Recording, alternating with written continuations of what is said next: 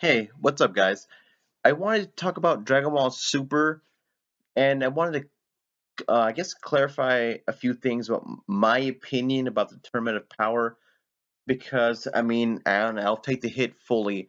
But I know a few months ago I talked shit and the whole bringing Frieza back for a Tournament of Power, saying he's a really overused character. I would love to see Majin Buu, blah blah blah blah. Okay, fine. I saw I saw the episode where Frieza and Goku met up again, and Frieza killed the assassins, and it was admittedly awesome. And so far, we actually haven't gotten that much of Frieza in terms of power, but what we've seen has been awesome, and I'm a big fan of it. They've really done Frieza justice. Not what he got during Resurrection F Saga movie or the show, but now he's really a badass. As for the rest of the Tournament of Power, I've actually been really enjoying these episodes. I know I don't have time to really do a episode by episode review, but I've been keeping up with it every single week, and so far I can honestly say the only episode that I had real complaints about was the one with Ribrianne and her crew getting power, and that's only because they recycled animation of them going through transformation twice. But honestly, every episode to me has been really good. The fights have been really creative. The animation, normally Dragon Ball GT, you can always tell when they use up their budget. Two episodes, maybe even three, will look really good. And then out of nowhere, an episode comes, usually after an important event, that looks like complete crap. I don't care what area you're talking about, Dragon Ball GT, Dragon Ball Z, Dragon Ball Super, it's the same thing happens, but Determinate Power has been really consistent. All the episodes have looked really freaking good. Every single last one of the episodes have looked really good. The fights are very fluid. The characters have tons of detail. The way they fight is creative and not super repetitive. And so far, I'm loving it. And I think they made tons of wise character decisions. Gohan's awesome again. The fight with Obuni was the shit. Android 17 and 18 are, especially Android 17, are stealing this show in so many ways. They're doing fantastic. And Goku and Vegeta, they haven't really tried their hardest yet, but they both look awesome in every scene they're in. Uh, by the way, I really miss Universe. I believe 9 and 10 are fully eliminated right now. Gowasu is gone. Obuni is gone, sadly, and I really missing the trio de dangers getting knocked out. I really did. But they got knocked out by Super Saiyan Blue final Kamehameha, so that's kind of awesome. And people were saying rumors that everyone's going to come back at the end, so I really hope so because a lot of awesome fighters have gotten knocked out. Not to mention, like I said before, Gawasu, who is really awesome. So I'm not good at keeping my numbers, but all I know is I think Universe 7 by far has the most fighters still left, besides maybe Universe 4, which is going to be the next focus. But I know as far as Universe 7, all they've lost is Krillin's bitch ass, sadly. And Universe 6 has not lost that many characters either, besides Winnie the Pooh guy. Honestly can't remember his name. He's not that important of a character, but Gohan knocked his ass out in a pretty epic scene. Uh, Bagama or something like that. But the Winnie the Pooh guy. But they both only lost like one fighter, and we still haven't seen Universe 6 Namekians, so that should be really awesome. I heard they're going to be powerful. From what I can see, they're really hiding them for a while, so hopefully it's worth the wait. What I'm really am surprised about is Universe 2 and Universe 11.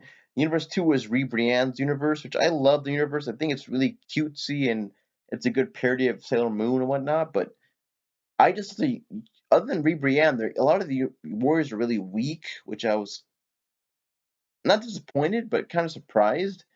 My problem with the show so far is I really enjoyed the episodes, I really have, but I just feel like Universe 6 and 7 are taking everyone else out way too easily.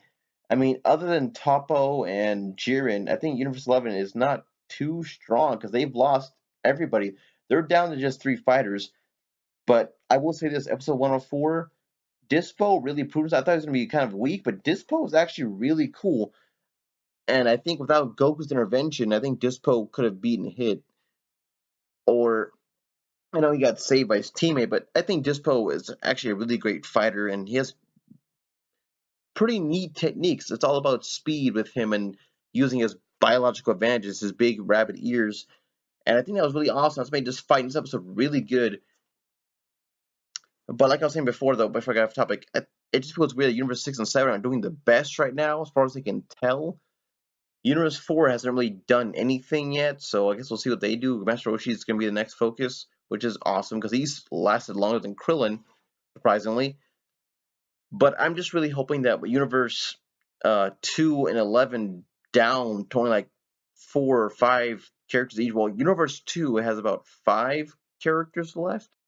They lost V Call, but they still have the Yard Rat. They still have Ribrianne. They still have the other chick. I can't remember her name, but the one with a lot of Energy Blast, and there's like 2 or 3 other ones.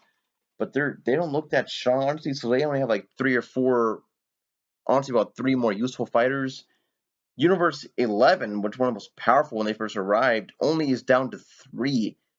Dispo, Topo, and Jiren, and they're saying they're going to stop playing nice, which should be interesting. But like I said before, Universe 6 and 7 still have the most fighters left. So I'm really hoping in the next few episodes, Universe 2 and 11 really start showing off and kicking lots of ass. Because as of right now, they're not doing too hot, honestly. I mean, Jiren has proven to be really powerful, so I don't know why you would hold back now. You only have 3 fighters left, and then you guys get erased. That's unacceptable, right? By justice. So, I mean, shit, get it together, man. Come on, end this already. You could take out like half of Universe 7. So, I don't mean to be a pessimist, but I do expect to see Tien and Roshi and probably even Piccolo get knocked out soon. Android 17 and 18, I'm not sure. I know 17 and 18 are a really big power gap, but they've been working so well together chemistry wise and fight choreography. They've had some of the best moments, especially Android 17. But I don't know. I expect more Team 7 people to get knocked off soon because right now it's just everybody else. Everyone else seems kind of like a scrub. That's not I'm gonna lie. I think there've been awesome fights lately with Gohan, Obuni, Android 17. Everybody he fights, he dominates. But I just wanted more people to stand out strength wise. Frieza hasn't had a challenge yet, neither has Vegeta. I mean, that going off of that though, Universe this episode 104 was probably one of the best episodes yet. I mean, a lot of people say the last episode have been, stalling with extra dialogue from the gods of destruction and reusing animation, but no, this episode really fucking nailed it. Episode 104 is awesome. It's almost pure fighting.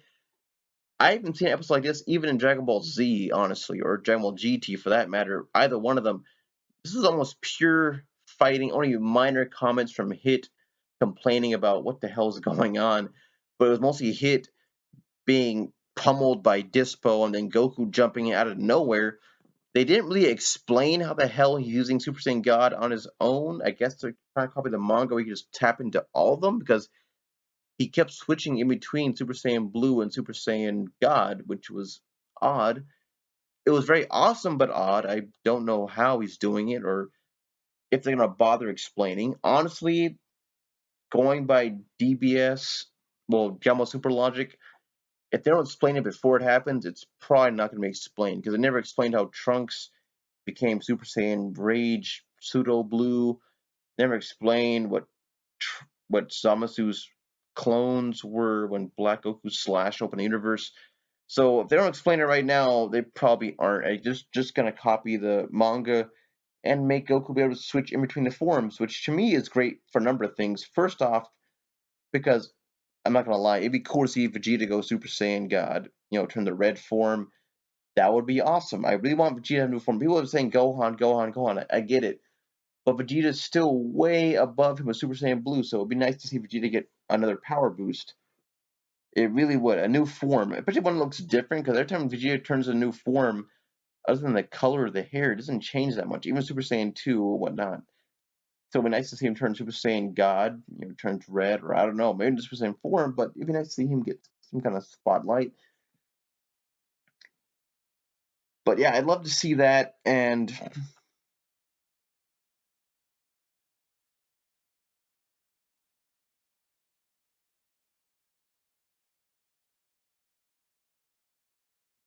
And before I get too far, I just want to mention that I still really prefer the Dragon Ball Super anime to the manga because the manga kind of jumps the shark a lot. I know that the anime really does too. I mean, they kind of skip things, they don't explain shit.